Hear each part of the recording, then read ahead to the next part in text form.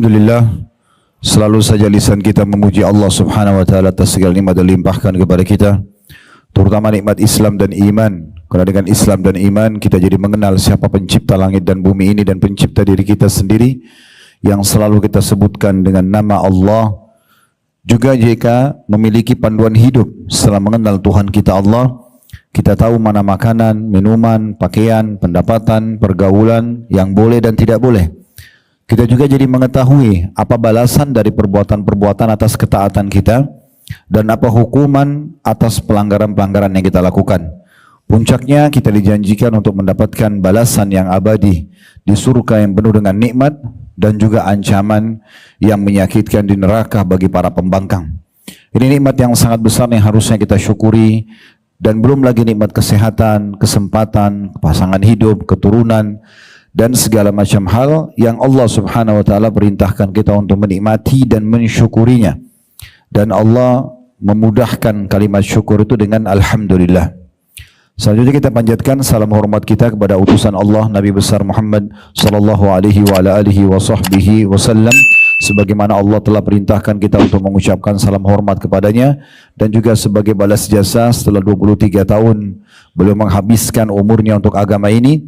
13 tahun fase Mekah semuanya dengan hinaan, cacian, puncaknya diusir dari kampung halamannya Mekah, dan kita tahu betapa pedihnya orang yang diusir dari kampung halamannya, serta 10 tahun fase Madinah semuanya penyempurnaan agama, akhirnya sampai kepada kita dan kita jadikan sebagai panduan hidup ini. Di awal pertemuan sebelum kita masuk ke bahasan kita atau lanjutan bedah buku kita berdoa kepada Allah Subhanahu wa taala, semoga saja Allah Subhanahu wa taala menerima seluruh amal soleh yang pernah kita kerjakan, yang sedang kita kerjakan, yang akan kita kerjakan sampai menjelang ajal datang nanti dengan pahala yang sempurna, dan semoga seluruh kesalahan, dosa, kekeliruan, pelanggaran-pelanggaran yang pernah kita lakukan dimaafkan oleh Allah Subhanahu wa taala, juga kekurangan dan aib ditutupi, serta Allah Subhanahu wa taala menjaga kemerdekaan, persatuan dan kesatuan negara kita tercinta ini. Allah berikan petunjuk para pemimpin, siapapun pemimpin kita sekarang atau ke depannya, selalu saja menjalankan tugas amanah dengan baik, dan juga kita masyarakat selalu menjalankan program-program yang positif untuk memakmurkan dan menjaga persatuan dan kesatuan, sehingga akhirnya negara kita maju dan menjadi contoh bagi negara-negara yang lain. Dan selalu saja kita doakan saudara kita di Palestina, terutama di Gaza yang telah tertindas. Semoga Allah ikhlaskan niat mereka, terima para syuhada mereka, muliakan Islam di tangan mereka dan tangan kita semua, dan Allah partisipasikan kita bersama mereka di pahala, baik dengan doa, dengan harta, juga dengan jiwa kita. Dan semoga Allah Subhanahu wa taala dengan kemahamurahannya, yang saya yakin dan kita semua yakin Dia sedang mendengar kita karena Dia Maha mendengar, dan melihat kita karena Dia Maha melihat, dan juga mengetahui niat-niat dan isi hati kita karena Dia Maha mengetahui segala sesuatunya, agar menyatukan kita semua di surga firdausnya tanpa hisab, sebagaimana disatukan dalam majlis ilmu yang mulia ini. Amin, Allahumma amin. Baik Bapak Ibu sekalian, seperti biasa sebulan sekali kita akan lanjutkan bedah buku kita Keajaiban Sedekah dan Istighfar, yang ditulis oleh Hasan bin Ahmad bin Hasan Hammam, dan ada di bawah judul buku kita Kanker Ganas Sembuh Lewat Sedekah, Sungguh Ajaib. Nanti akan ada dalam kisah-kisah. Kita sudah menyelesaikan pada pertemuan-pertemuan sebelumnya tentang masalah perkataan para salafus saleh berhubungan dengan sedekah. Sedikit saya ingatkan lagi karena bahasan kita masih fokus ke sedekah. Setengah buku ini, setengahnya lagi kita akan bahas istighfar dan taubat. Sedekah itu Bapak Ibu sekalian, dalam kacamata Islam, dan harusnya setiap kita penganut Islam ini menganggapnya sebagai sebuah ibadah, sarana untuk mendekatkan diri kepada Allah Subhanahu wa taala. Satu, yang kedua, sarana untuk mendatangkan rezeki yang lebih banyak lagi. Seperti kalau orang investasi di manusia, seorang manusia misalnya punya, atau seseorang yang kita kenal memiliki perusahaan yang bagus, ya, dia kompeten di bidangnya, dia memiliki kualitas ya, yang sangat baik, juga mungkin pemiliknya terkenal jujur misalnya, kita akan berlomba-lomba untuk berinvestasi dana kita di sana karena kita yakin dengan 10 juta, 100 juta yang kita investasi, kita akan dapat feedbacknya dari perusahaan yang maju tersebut. Nah begini sebenarnya harusnya kita memahami Bagaimana kalau kita bersedekah, kita sedang investasi tapi langsung kepada pencipta langit dan bumi. Dan Allah subhanahu wa ta'ala menyebutkan dalam surah Al-Baqarah, dan ini sudah kita baca di pertemuan-pertemuan kita yang sebelumnya. Saya mengajak Bapak Ibu selalu mengulangi itu ya. Surah Al-Baqarah surah nomor 2 ayat 261 sampai 274 yang membahas tentang masalah sedekah. Belasan ayat Allah subhanahu wa ta'ala sebutkan di situ, menyebutkan tentang keutamaannya, syarat diterimanya, dan juga balasannya. Jadi sedekah itu Bapak Ibu sekalian adalah bentuk investasi, di mana Anda sedekah hari ini akan datang lebih banyak lagi rezeki dari Allah subhanahu wa ta'ala.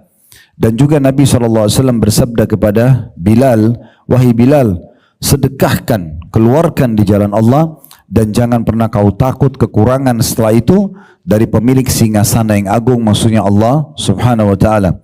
Juga Nabi SAW bersabda kepada Asma binti Abi Bakar radhiyallahu anhuma, la tuki fayukillahu alaiki.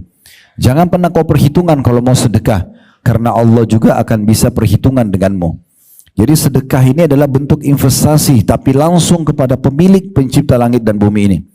Dan salah satu ayat dalam surah Al-Baqarah tadi yang saya sebutkan dari ayat 261 sampai 274, di mana Allah subhanahu wa ta'ala menekankan sekali keutamaannya orang kalau sedekah itu, ya, dia ibaratnya seperti sebuah biji yang memunculkan ya 7 bulir, satu bulir ada satu benih menumbuhkan 7 bulir, satu bulir ada 100 biji. Jadi kalau diterjemahkan adalah, kalau satu kali kita investasi kepada Allah, balasannya bisa sampai ratusan kali lipat. Tidak akan pernah ada perusahaan di muka bumi ini yang Anda investasi 1 juta, dapatnya 700 juta. Itu nggak mungkin, kecuali dengan Allah subhanahu wa ta'ala. Makanya Uthman bin Affan radhiyallahu anhu pernah dalam sebuah riwayat, Bapak Ibu sekalian, beliau melihat orang-orang Yahudi, orang-orang munafik di Madinah sengaja memahalkan produk. Karena mereka menguasai pasar, kemudian mereka menahan stok produk sehingga umat Islam terganggu dan mereka memahalkan produk tersebut. Maka Utsman bin Affan mengambil inisiatif dengan hartanya, mengirim sekian banyak pegawainya ke negeri Syam untuk membeli semua kebutuhan umat Islam. Pas tiba di pintu gerbang kota Madinah, kafilah perdagangan Utsman ditahan oleh orang-orang Yahudi dan orang munafik. Mereka menanyakan kepada orang-orang di situ, siapa pemilik kafilah ini? Mereka bilang Utsman bin Affan. Maka mereka minta agar Utsman datang karena mereka mau negosiasi. Mereka mau negosiasi. Mereka mau beli semua produk itu karena menguasai pasar. Maka Utsman pun datang radhiyallahu anhu. Lalu kemudian mereka mulai negosiasi. Hai Utsman, kau ingin jual berapa produkmu ini? Utsman mengatakan, berapa kalian mau beli? Ada di antara mereka mengatakan, saya akan lipat gandakan produk ini, setiap produk ini. Ada banyak sekali unta, puluhan bahkan ratusan unta, saya akan lipat gandakan semua produknya 1 kali lipat, maksudnya 2 harga. Kalau 1 dirham dibeli dari 2 dirham, jadi sudah pasti ada keuntungan double 100%. Ya. Maka kata Utsman bin Affan, saya ingin lebih. Ada yang mengatakan saya akan kasih 2 kali lipat. Utsman bilang saya ingin lebih. Sampai terakhir ada satu orang Yahudi menawar 5 kali lipat. Utsman mengatakan saya ingin lebih. Orang itu mengatakan siapa lagi yang akan beli lebih daripada kami? Setiap produk dinaikkan 5 kali lipat harganya. Maka kata Utsman, kalian mau tahu siapa yang membeli dari aku lebih daripada itu? Mereka tentu penasaran, iya. Mereka mau tahu siapa ini. Sangat kaya di mata manusia.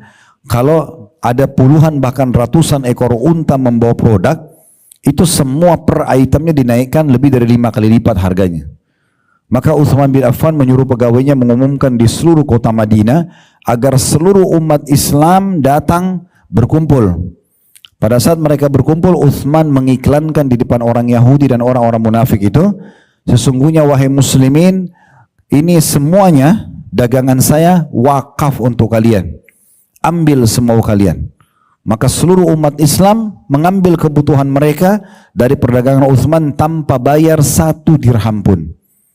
Setelah habis semuanya dibagi-bagi, dan dengan itu muslimin tidak butuh belanja 1 bulan, sehingga pasar jadi normal kembali, dan akhirnya mereka terpaksa menjual produk mereka dengan harga normal karena tidak ada pembelinya. Maka waktu sudah dibagi semua makanan atau pangan tersebut, maka Utsman menghadap kepada mereka, gitu kan. Apakah kalian sudah tahu siapa yang beli lebih daripada kalian? Mereka bilang, apalagi yang kau bisa jual Utsman? Semua sudah habis dibagikan kepada orang. Maka Utsman mengatakan pada mereka, membuat mereka semua terdiam, ketahuilah yang membeli dari aku lebih dari kalian adalah Allah Subhanahu wa taala. Allah menjanjikan akan membalas sampai bahkan 700 kali lipat dari apapun yang diinvestasikan. Maka begitu cara memahami, teman-teman. Kalau kita masih selalu berpikir seperti kapitalis, saya keluarkan 10.000 rupiah, dari 100.000 berarti angka saya sisa 90.000, artinya selalu berpikir ini kurang, apa yang kita keluarkan karena tidak ada feedback dengan di kacamata kita, maka secara otomatis kita akan berpikiran seperti mereka, kita akan bakhil, tidak mau keluarkan. Tapi Islam mengajarkan tidak, keluarkan kau akan dapat lebih banyak.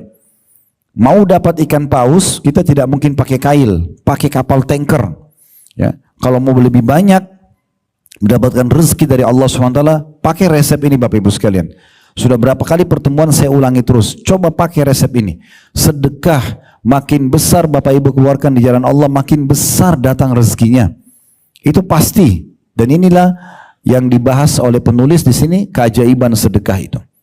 Ini semua poin-poin yang akan selalu kita ulangi insya Allah untuk terus memotivasi kita, jangan sia-siakan kesempatan untuk meraih rezeki dengan sedekah. Kita sudah jelaskan perkataan-perkataan ulama salaf ya pada pertemuan yang lalu, bagaimana mereka mengingatkan kepada kita agar setiap muslim itu harusnya menanamkan juga dalam diri mereka, mereka lebih perlu dengan sedekah itu daripada orang miskin yang menerima sedekahnya. Ya, kalau teman-teman pegang bukunya bisa dilihat di halaman 7 ya. Di halaman 7 ada perkataan Al-Laits bin Sa'ad rahimahullah, seorang ulama tabi'in, di halaman 7 beliau mengatakan, barang siapa yang telah mengambil dariku suatu sedekah atau hadiah, kalau ada orang miskin atau orang yang terima hadiah yang aku kasih atau sedekah aku kasih, maka hak dirinya atas diriku adalah lebih besar daripada hak diriku atas dirinya, karena dia telah menerima apa yang telah aku korbankan kepada Allah Subhanahu wa taala. Jadi Al-Laits bin Sa'ad Bapak Ibu sekalian mengajarkan kepada kita, kalau Anda bersedekah, jangan pernah berpikir orang yang terima sedekah itu lebih perlu, Anda lebih perlu. Karena dengan kita kasih dia 100.000 rupiah, dia terima nilainya. Dia pakai beli makanan, dia bayar utangnya, atau dia pakai untuk transportasinya, habis. Tapi Anda yang sedang sedekah itu akan mendapatkan nilai 100.000 itu di timbangan amal kita hari kiamat. Dan tidak bisa diletakkan ke timbangan amal kecuali kita sedekahkan. Oleh karena itu kita harus menanamkan secara spiritual atau keimanan, kita lebih butuh dengan sedekah itu daripada orang yang menerimanya. Kenapa masih ada orang yang suka memincingkan mata, menganggap remeh orang yang minta bantuan atau mau utang? Padahal sebenarnya itu peluang bagi dia untuk membawa amal, sedekahnya ini ke timbangan amal. Itu perkataan Al-Laits. Ini sudah kita pelajari yang lalu, cuma saya ingatkan kembali. Di bawahnya lagi, di halaman 7 juga ada perkataan Al-Fudail bin Iyad rahimahullah. Beliau mengatakan, pada saat beliau sudah bagi-bagi sedekahnya, dia udah kasih nih, orang semua sudah pergi. Maka dia mengatakan, mereka sambil nunduk orang-orang yang menerima sedekah dia, membawa perbekalan-perbekalan kita menuju akhirat tanpa upah sedikit pun, hingga mereka meletakkannya di atas timbangan di hadapan Allah pada hari kiamat nanti. Jadi begitu mereka memahaminya. Jadi sedekah yang dia kasih keluar dibawa oleh orang tersebut, yang memberi ini senyum. Fudail bin Iyad sambil mengatakan, lihat orang-orang itu, mereka membawa perbekalan-perbekalan kita nanti di timbangan amal hari kiamat tanpa diupah sedikit pun. Kenapa dia bilang tanpa diupah? Karena kita keluarkan 100.000, dia memang pakai makan nilai 100.000, tapi angka ini tidak hilang di timbangan amal, nanti akan kita terima dan harus melalui mereka. Maka dia mengatakan, lihat orang-orang ini membawa perbekalan-perbekalan kita menuju ke akhirat tanpa upah sedikit pun. Kecuali kalau kita misalnya kesedekahin 100.000, kemudian habis dipakai sama orang tersebut, lalu Allah bilang, dari sedekah itu kalian akan dapat setengahnya. Artinya ada pahalanya 50.000. Berarti kan ada upah buat orang miskin itu ya. Tapi ini enggak. 100.000 kita sedekain, 100.000 dikasih angkanya di timbangan amal, dilipat gandakan sampai 700 kali lipat. Berarti kan seperti mereka tidak terima upah sebenarnya. Bisa ditangkap pesannya ya. Karena selama ini persepsi kita, Bapak Ibu sekalian, sedekah itu berarti dia yang butuh, ya. Terus kita anggap remeh orang, kita buka cemberut sama dia karena kita anggap dia yang butuh. Padahal sebenarnya kita yang butuh dengan sedekah itu. Cari, kejar kantong-kantong sedekah itu dan keluarkan kepada mereka. Karena kita yang butuh untuk nilainya. Melalui mereka lah kita akan dapat nanti di timbangan amal kita pada hari kiamat. Kemudian juga saya ingatkan kembali setelahnya ada perkataan Ali radhiyallahu anhu.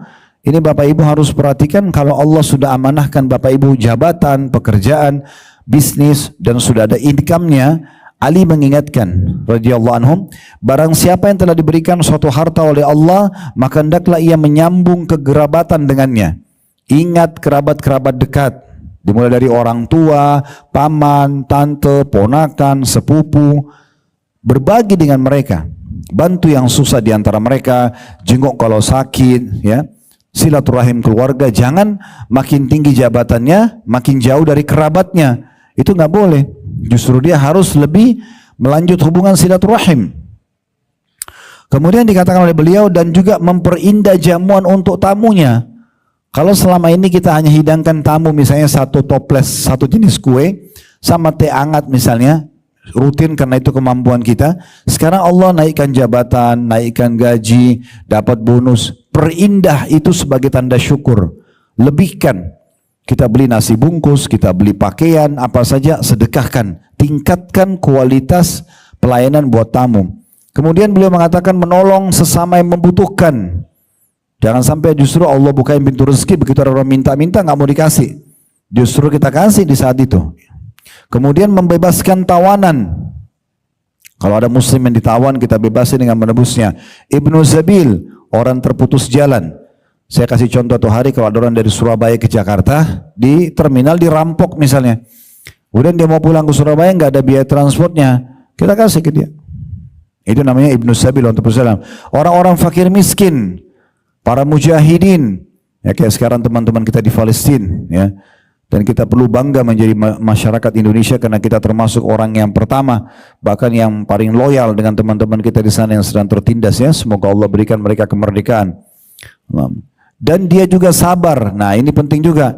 Dengan adanya harta, Bapak Ibu sekalian, kita harus bersabar karena akan ada ujian harta itu.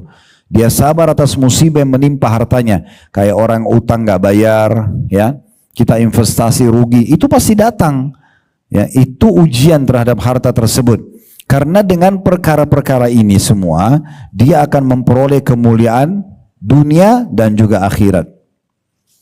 Kemudian yang terakhir, ini yang saya cuma ingatkan ini ya, ingatkan kembali supaya, karena ini inti bahasan sebenarnya. Kalau kita dari awal-awal bahasan buku ini sudah bisa faham, kedepannya nanti setiap bahasan itu akan connect, akan nyambung ya. Abu Hatim berkata, di halaman 7 bagian bawah paling bawah, paragraf paling bawah, nyambung ke halaman 8. Abu Hatim berkata, bakhil itu pelit, perhitungan tidak mau bersedekah, ya adalah sebuah pohon di neraka, sedangkan ranting-rantingnya ada di dunia. Maka barang siapa yang bergelantungan pada salah satu dari ranting-ranting itu, niscaya ia akan menjerumuskannya ke dalam neraka. Sebagaimana kedermawanan adalah sebuah pohon di surga, suka memberi, berbagi, loyal dan royal, ya. Itu adalah pohon di surga dan ranting-rantingnya di dunia. Barang siapa yang bergelantungan pada salah satu dari ranting-rantingnya, maka ia akan membawanya ke surga. Ingatlah, surga itu adalah tempat orang-orang yang dermawan. Kemudian juga sudah kita jelaskan teman-teman sekalian, di halaman 9 setelah itu ada pahala sedekah dan buahnya. Ya, ini manifestasi daripada sedekah. Yang pertama, ini sudah kita bahas yang lalu juga, sedekah adalah pensucian dan pembersihan. Saya sudah jelaskan waktu itu ada bedanya antara sedekah dan zakat, ya. Zakat itu ada syaratnya 2, haul dan nisab. Haul itu adalah masa harta kita tersimpan 1 tahun, Bapak Ibu sekalian. 1 tahun. Misalnya Ramadan ke Ramadan, ya. Kalau di sini misalnya ada yang hadir belum niat haulnya kapan, mulai dihitung start harta dia. tabungan dan investasinya, dia bisa niat Ramadan tahun lalu misalnya. Kemudian nanti Ramadan ini 1 tahun ya, itu namanya haul. Nah kalau tiba nanti masa haul, itu harta dia atau simpanan dia mencapai 85 gram emas. Kalau kita hitung misalnya sekarang emas 1 gram 1 juta berarti 85 juta. Dan itu stabil selama setahun ya. Ramadan yang lalu, Syawal, Zulqa'dah, Zulhijjah. Atau kalau anda tidak hafal tanggal bulan-bulan Hijriah, misalnya anggaplah April ke April misalnya ya. Walaupun kita hitungnya Hijriah sebenarnya. April, Mei, Juni, Juli, Agustus, September, Oktober, November, terus saja sampai April lagi, itu stabil tabungan Bapak Ibu dan investasi 85 gram emas, baru dikeluarkan 2,5%. Dikeluarkan 2,5%-nya ya. Tapi kalau dalam 12 bulan itu ternyata ada 1 bulan nisab Anda turun. Misalnya April, Mei, Juni, Juli semuanya tabungan kita stabil sama dana investasi kita itu 85 gram emas ke atas. Di bulan Juni misalnya, anggaplah atau Agustus, dia turun kurang dari 85 gram emas, maka haul itu dianggap batal yang awal. Kita mulai lagi hitung haul baru 1 tahun ke depan di saat nisab kita mencapai 85 gram emas. Jadi zakat itu tidak sulit, sangat ringan. Setahun sekali, itu pun setahun itu dalam 1 tahun harus stabil nisab kita 85 gram emas. Kapan dia turun berarti haulnya batal, dimulai nanti kapan kita mampu lagi atau mencapai 85 gram emas. Nah, ini untuk pensucian harta. Nah ini harus dibedakan Bapak Ibu sekalian dengan sedekah secara umum. Kalau zakat itu 1 tahun 1 kali, ada kadar minimal 85 gram emas, ada persentase 2,5%. Ini untuk mensucikan harta kita. Misalnya kayak kami Allah amanahkan restoran ya. Saya tidak mungkin dan teman-teman kami yang membantu di restoran mengatakan pada setiap konsumen, uang Anda halal nggak sih? Tuh dari mana pendapatan? Kan tidak mungkin, orang bolang-lalang makan di situ ya. Bagaimana caranya kalau seandainya ada yang makan ternyata uang curian, ternyata uang riba, ternyata uang manipulasi, kita nggak tahu. Maka zakat mensucikan pendapatan itu. Kalau sedekah, ini sedekah dilakukan setiap hari. Kalau bisa dalam 1 hari beberapa kali bagus. Dari pagi sampai pagi lagi. Ya. Setiap ada kesempatan bersedekah. Dan sedekah ini lebih umum. Dia boleh jenis apa saja. Mungkin makanan, mungkin pakaian, mungkin sepatu, mungkin tas, mungkin kendaraan dan segala macam. Ya. Dan tidak ada masa 1 tahun, tidak ada kadar minimal 85 gram emas, tidak ada juga persentase 2,5%. Jadi di bab sedekah ini lebih luas dan dianjurkan setiap hari. Siapapun yang sedekah berarti sama dia investasi pada hari itu. Kata Nabi SAW, tiap hari Allah turunkan 2 malaikat. Yang satu mengatakan, ya Allah lapangkan rezeki orang yang sedekah. Yang satu mengatakan, binasakan orang yang bakhil. Kata Ibnu Hajar rahimahullah, yang dimaksud dengan dibinasakan adalah dibinasakan hartanya dan jiwanya. Jadi kita dianjurkan sedekah setiap hari. Nah ini Bapak Ibu sekalian, yang dimaksud dengan poin pertama, sedekah adalah pensucian dan pembersihan. Jadi setiap Bapak Ibu keluarkan zakat ataupun sedekah, itu bisa membersihkan pendapatan-pendapatan kita yang mungkin kita tidak ketahui dari mana sumbernya. Bukan disengaja ya. Nggak boleh Bapak Ibu misalnya curi uang, maaf, atau kita manipulasi data, atau kita korupsi, kemudian Bapak Ibu bilang untuk sucikan saya zakatkan. Ini nggak bisa. Allah tidak akan terima. Iya, karena ada orang begitu ya, mungkin dia korupsi, lalu untuk membuat itu halal menurut dia, dia umrohkan ayah dan ibunya misalnya. Nah itu tidak bisa, nggak diterima sama Allah. Karena kata Nabi SAW, Inna Allah tayyibun la yakbalu illa tayyiba. Allah itu suci dan bersih, tidak terima kecuali yang suci dan bersih pula. Ya, jadi nggak bisa kalau kita sedekah dari harta-harta yang halal, nggak boleh dari yang haram. Baik, kita akan masuk sekarang yang kedua Bapak Ibu sekalian ya, dari bentuk manifestasi dalam sedekah ini. Dikatakan oleh penulis, sedekah adalah bentuk ketundukan kepada perintah Allah dan Rasulnya. Nah ini tadi yang saya sempat singgung, saya bilang sedekah itu harus kita jadikan niatnya ya untuk ibadah, ya, untuk ibadah. Ya ini yang penting untuk digarisbawahi ya. Dan memang Bapak Ibu sekalian, sebelum saya bacakan dalil-dalilnya, kita harus faham poin penting. Bapak Ibu harusnya merenung sejenak, beberapa detik saja. Kira-kira kenapa saya ada di muka bumi ini? Kenapa saya lahir?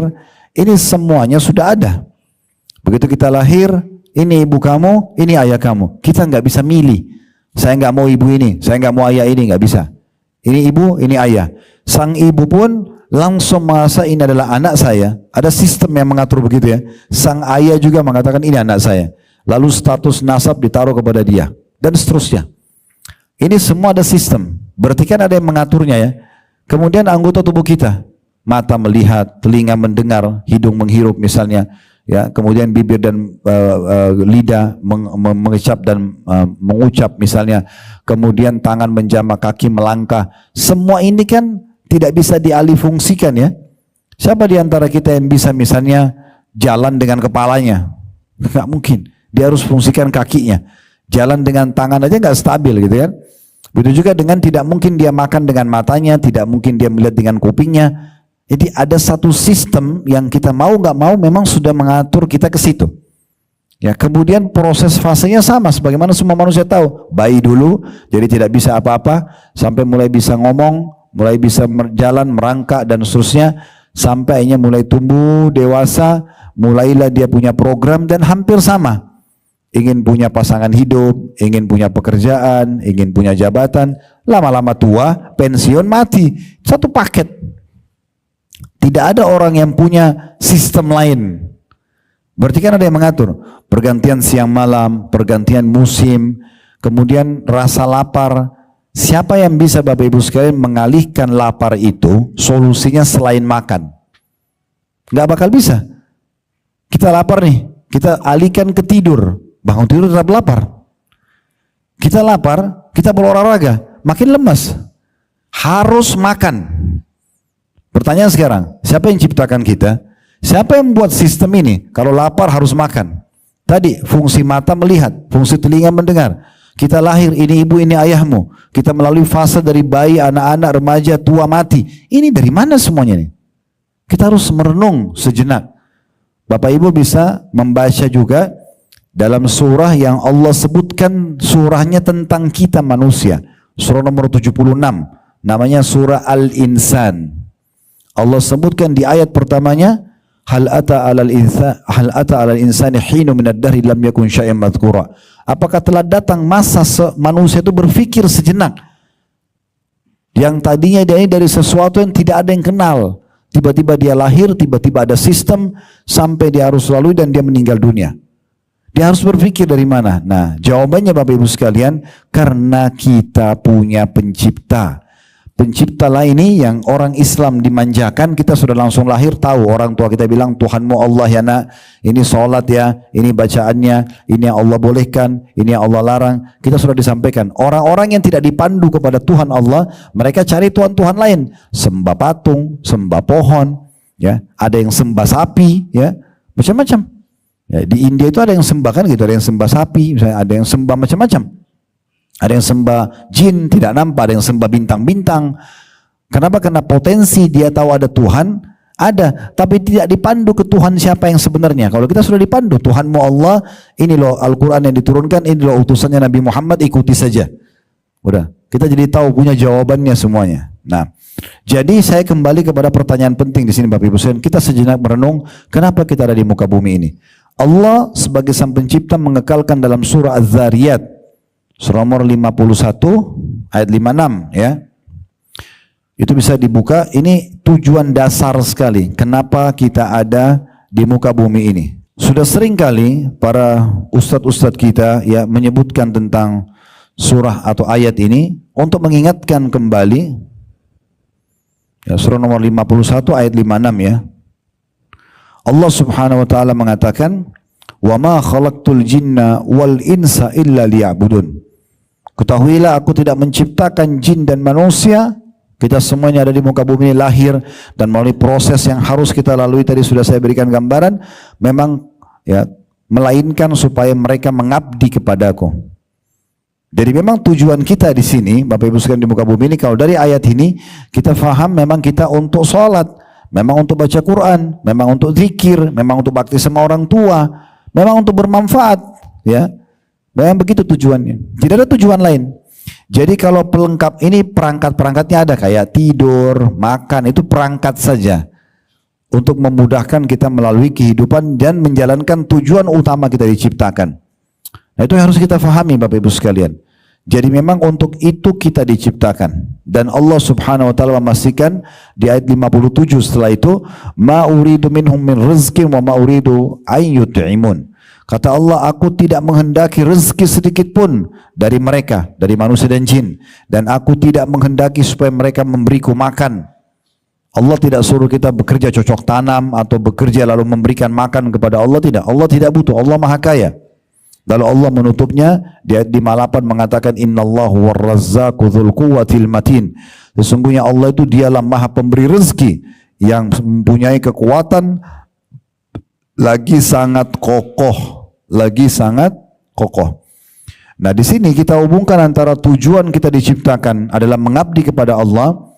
Penulis menuliskan poin nomor 2 daripada sedekah dan manifestasinya adalah sedekah adalah bentuk ketundukan kepada perintah Allah dan Rasulnya. Jadi kenapa kita bersedekah? Karena diperintahkan oleh Allah Subhanahu wa taala. Allah berfirman di sini diangkat surah pertama, dari pertama surah Al-Anfal ayat 24 yang berbunyi, ya ayyuhalladzina amanu istajibu lillahi walir rasuli idza da'akum lima yuhyikum wa'lamu anna Allah yahulu bainal mar'i wa qalbi wa annahu ilaihi tuhsyarun. Hai orang-orang beriman, penuhilah seruan Allah dan seruan Rasul apabila Rasul menyuruhmu kepada sesuatu yang memberi kehidupan kepadamu. Maksudnya perintah agama ini semuanya baik buat kehidupan kalian. Jujur, amanah, tanggung jawab, bakti sama orang tua, jenguk orang sakit, bersedekah, semua itu baik. Ya. Dan yang dilarang bohong, menipu, membunuh, memukul, menggunjing, memfitnah, tidak baik. Berarti orang kalau ngikutin perintah Allah sebagai pencipta jadi orang baik pasti. Ya. Makanya dikatakan sini sesuatu yang memberi kehidupan untukmu, maksudnya membuatmu bahagia, ada panduan hidup. Ketahuilah bahwa Allah membatasi antara manusia dan hatinya dan kepadanya lah kamu akan dikumpulkan. Ya, maksudnya Allah Subhanahu wa taala menciptakan semua itu dan mengatur sistem yang ada. Kemudian dalam surah Asy-Syura ayat 47 Allah SWT juga berfirman, istajibu li rabbikum min qabli an ya'ti yawman la maradda lahu min Allah ma lakum min malja'in yawma idzin wa ma lakum min nakir. Patuhilah seruan Tuhanmu sebelum datang dari Allah suatu hari yang tidak dapat ditolak kedatangannya. Sekarang mumpung Allah peringatkan, solatlah dengan dengarkan azan, sedekahlah dengan hadiri pengajian begini misalnya. Ya, kita kumandangkan tentang zakat, puasa Ramadan diiklankan oleh pemerintah kita, semua ramai-ramai puasa, tentang haji, ada jemaah haji yang berangkat dan seterusnya. Jawab itu semua, patuhi seruan Tuhan sebelum datang suatu hari, maksudnya hari kiamat yang tidak bisa ditolak kedatangannya. Pasti akan dibangkitkan kembali dan Allah akan minta pertanggungjawaban atas perbuatan kita. Kalau baik, kita akan dapat balasannya. Kalau buruk, kita akan dapat hukumannya. Wa may ya'mal mithqala dzarratin khairan yara. Siapa yang buat seperti biji sawi dari kebaikan, dia akan lihat dan terima balasannya. Wa may ya'mal mithqala dzarratin syarran yara. Dan siapa yang berbuat seperti biji sawi dari keburukan, dia akan diperlihatkan dan akan dapat hukumannya. Lalu kata Allah, pada hari itu kamu tidak memperoleh tempat berlindung dan juga tidak pula dapat mengingkari dosa-dosamu. Hati-hati dari datangnya hari kiamat yang nanti kita menyesal. Penulis mengatakan, maka di antara sifat orang-orang yang beriman dan bertakwa adalah bersegera dalam memenuhi perintah Allah Azza wa Jalla. Sedang sedekah adalah di antara perkara yang diperintahkan oleh Allah, dituntun dan dianjurkan olehnya. Sebagai dalil, karena Allah tadi perintahkan tujuan kita diciptakan untuk mengabdi kepadanya, salah satu bentuk pengabdian tersebut adalah bersedekah. Di antaranya Allah Subhanahu wa taala sebutkan tentang perintah sedekah dalam surah Ibrahim ayat 31. Ini di halaman 11 ya. Qul li'ibadiyalladzina amanu yuqimus salata wa yunfiqu mimma razaqnahum sirran wa alaniyatan min qabli an ya'ta yawmun la bay'un fi wala khilal. Katakan hai Muhammad kepada hamba-hambaku yang telah beriman, hendaklah mereka mendirikan salat dan menafkahkan, bersedekah, mengeluarkan sebagian rezeki yang kami berikan kepada mereka secara sembunyi-sembunyi atau terang-terangan. Kalau tidak ada yang tahu, rahasiakan saja. Tapi kalau di depan umum, tetap kita bersedekah. Tinggal kontrol hati kita supaya jangan sampai kita riya. Sebelum datang hari kiamat, yang pada hari itu tidak ada lagi jual beli dan tidak ada lagi persahabatan. Nanti di hari kiamat kita tidak ada yang bawa uang, karena semua orang yang meninggal dikubur dengan kain kafan saja. Hartanya sebanyak apapun akan jadi warisan, ya, sebagus apapun pakaian dia juga akan dibagi, bahkan akan lapuk kalau dibiarkan. Misalnya jabatan dia akan dijabati oleh orang lain, tidak ada dibawa apa-apa. Maka kata Allah, segera bersedekah, segera dirikan sholat, ya, segera jalankan kepatuhan, karena nanti datang hari tidak ada lagi transaksi di saat itu. Gak bisa negosiasi. Gak bisa lagi kita bilang tolong ambil seluruh harta saya supaya dicatat sebagai amal soleh. Udah gak ada hartanya di hari kiamat. Tidak ada dolar, tidak ada real, tidak ada euro, tidak ada rupiah. Ya. Juga dalam firman Allah Subhanahu Wa Taala dalam surah Al-Baqarah ayat 254 yang berbunyi, Ya ayyuhalladzina amanu anfiqu mimma razaqnakum min qabli an ya'tiya yaumun la bay'un fi wala khullatun wala syafa'ah wal kafiruna humuz zalimun. Hai orang-orang beriman, belanjahkan, sedekahkan sebagian dari rezeki yang telah kami berikan kepadamu. Bukan semuanya, sebagian, keluarkan. Ya. Sebelum datang hari yang pada hari itu tidak dapat atau tidak ada lagi jual beli dan tidak ada lagi syafaat atau pertolongan, dan orang-orang kafir itulah adalah orang-orang yang zalim, maksudnya menzalimi dirinya sendiri. Kemudian dikuatkan dengan Al-Munafiqun ayat 10. Ayat ini ayat yang paling kuat Bapak Ibu sekalian dalam mendorong dan memotivasi kita untuk selalu bersedekah. Bahkan jangan sibuk menumpuk-numpuk harta. Yang harta itu kalau kita tumpukin sebenarnya berarti kita sedang tumpukin untuk ahli waris saja. Kita sendiri tidak membuatkan, tidak mengeluarkan buat diri kita. Ya. Makanya Nabi Muhammad SAW mengatakan dalam sebuah hadis yang sahih, siapa di antara kalian yang ingin, yang dia lebih suka dia kelola hartanya, ya, daripada dikelola oleh ahli warisnya, maka kata para sahabat, tentu ya Rasulullah, kami lebih suka mengelola harta kami sendiri. Maksudnya kami yang tentukan, kami keluarkan ke siapa, berikan ke siapa, beli apa, ya. Misal contoh, maka kata Nabi SAW, ketahuilah yang kalian sedekahkan di masa hidup kalian, berarti kalian yang mengelola harta itu, karena hal itu akan dibawa di timbangan amal. Dan yang kalian tinggal tabungkan, ditabung, sibuk dengan tabungan membengkak, itu yang kalian tinggalkan untuk dikelola oleh ahli waris kalian. Iya, kalau ahli waris bangunkan masjid buat kita. Kalau tidak, ada satu pengusaha dari Yaman, saya berbagi sedikit cerita dulu. Pengusaha ini Bapak Ibu sekalian kaya raya, ya, banyak melimpah hartanya, tapi subhanallah dia belum tersentuh dari sisi memperbanyak sedekahnya. Kapan dia tersentuh Bapak Ibu sekalian? Allah sentuh hatinya satu waktu dia pulang dari perusahaan dia, kemudian dia menuju ke rumah, kebetulan ada perkebunan anggur, dari kantor dia menuju ke rumah dilewatin, dan para petani baru panen anggurnya, dan mereka melelang atau menjual di depan kebun anggur itu. Di pinggir jalan cukup banyak penjual anggur. Maka pengusahanya lewat, dia lihat anggur ini random sekali, kelihatan segar, baru dipetik.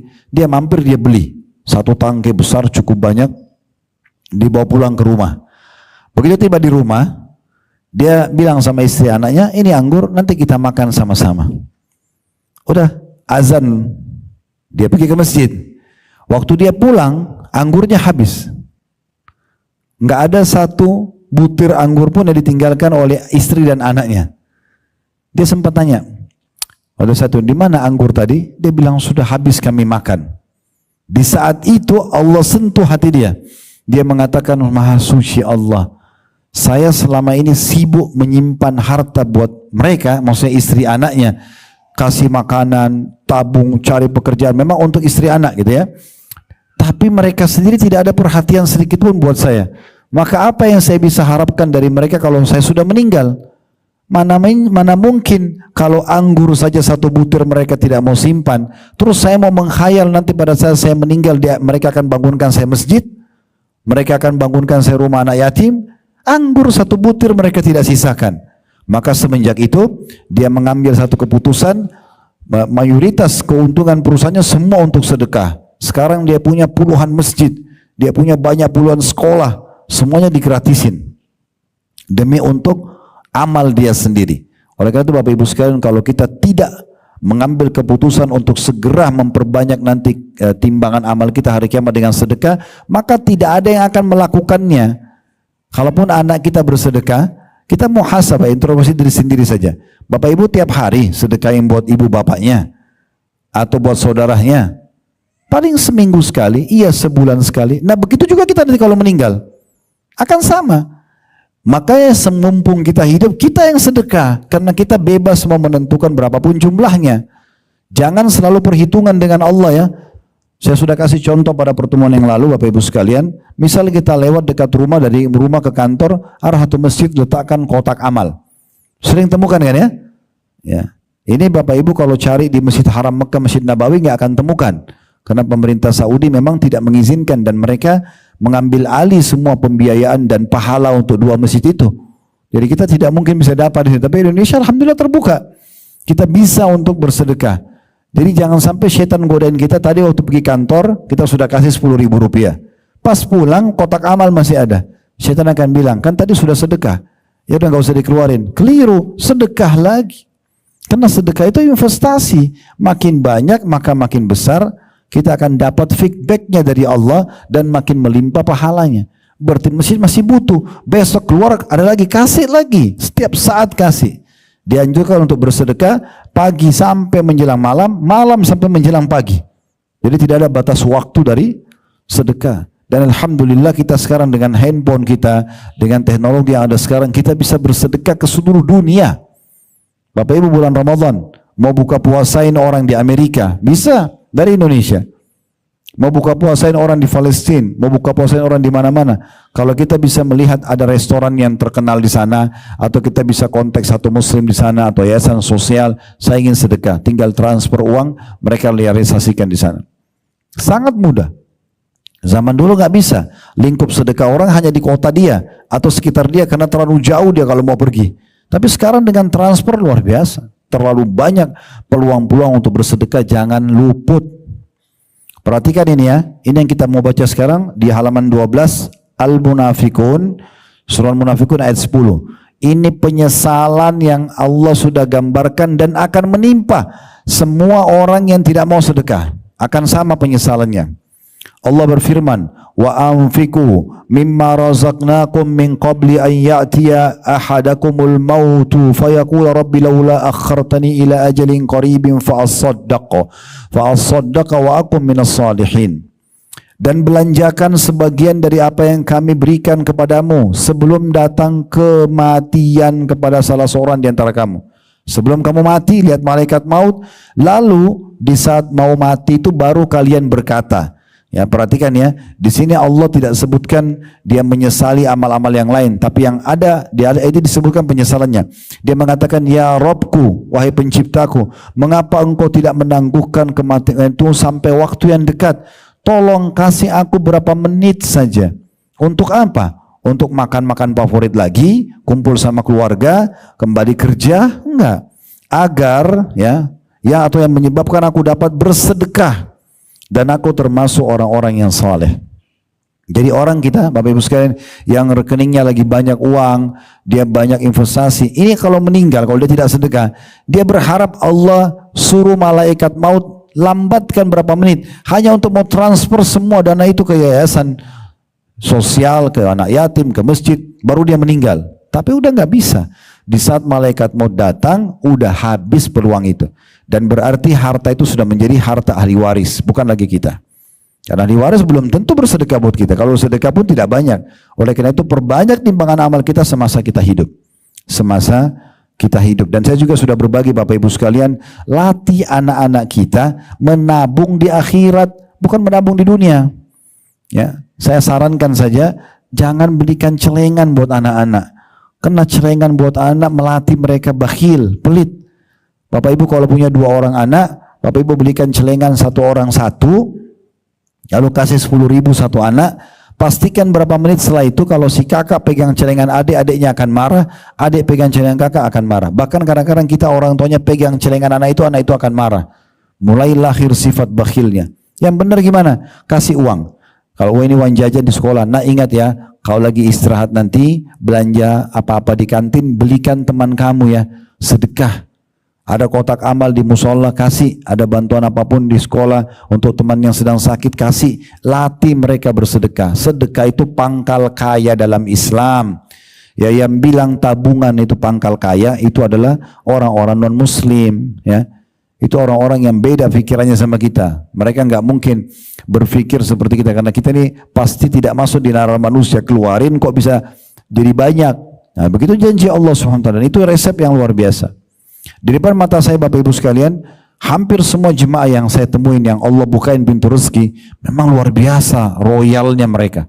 Jemaah haji, jemaah umroh, yang mereka tuh sibuk pada saat mau pulang beliin keluarganya, berapa banyak keluarga dibeliin ini, dibeliin itu, beliin, sedekahnya luar biasa. Pada saat di Mekah, di Madinah saya ajak untuk program sosial, mereka bersedekah dengan jumlah banyak. Pantas saja, karena secara teori agama memang dia akan jadi kaya, dan betul dia kaya raya. Dan tidak ada orang yang saya lihat perhitungan, kecuali juga Allah perhitungan dengan dia. Maka sebatas itu juga rezeki yang hanya dia dapatkan.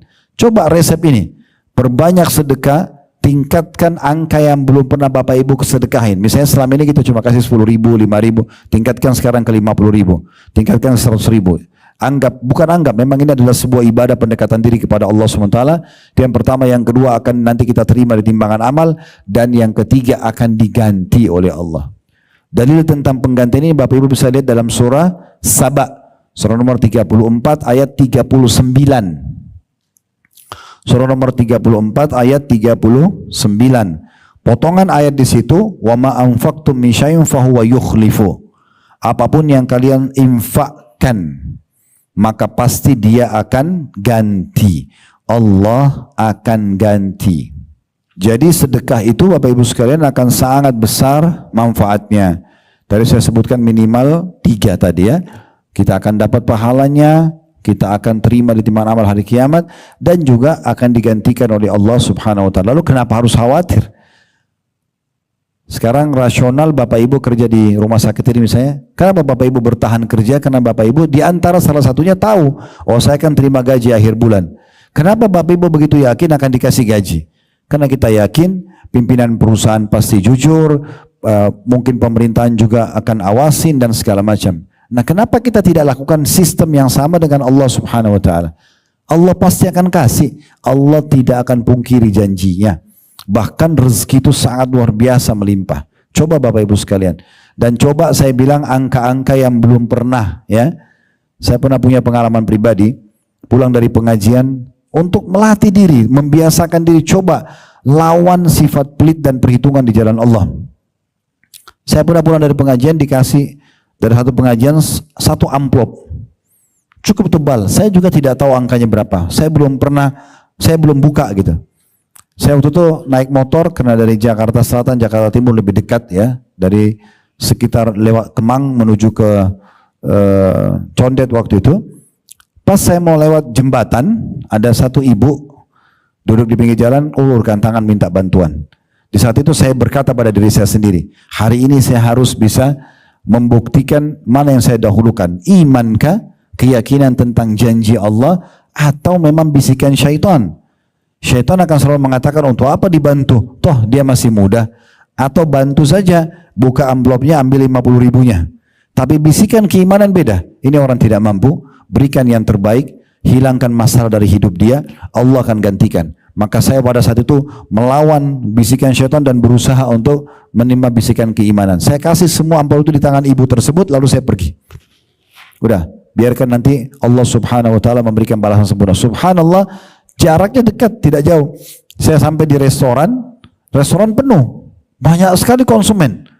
Ada orang yang sudah sekian tahun utang, tiba-tiba kontak mau bayar utangnya. Dan sekian banyak, ada yang kirim makanan di rumah, ada yang kirim buah-buahan.